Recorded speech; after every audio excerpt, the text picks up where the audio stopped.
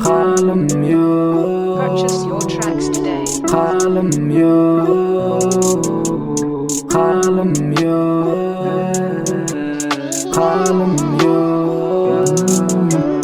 Uzaklaşmak isteyen o yalan gülüşlerden, yalanlardan, adamlardan, o bakışlardan uzaklaşmak isteyen bela ve dertlerden uzak dursun şu sananlarımın hemmesi. Ennemden sessiz almak kıyın, kıygırmak olsa hasan fat bit düzülse bizim üstüne yine söz yazsak duydansız verilen kararlar innemen yok halim ruhum kara duygusuz bilyen mi men bir zalim bir yaramar velin yine olmen. İçimdedir bir garı yola vasım ayaklım içindedir arkamdan uranam ol yönemen geçelmedim yok halim yok inni geçmez men içimdedir halim yok.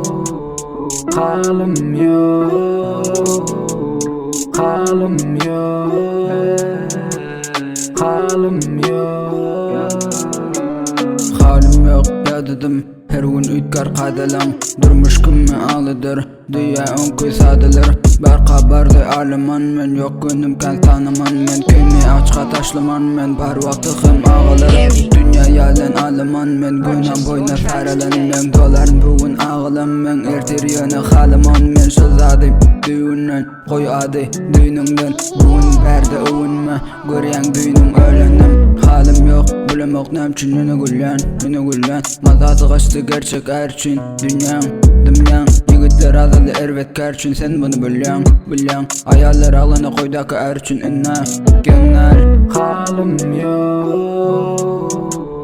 Halim yok. Halim yok.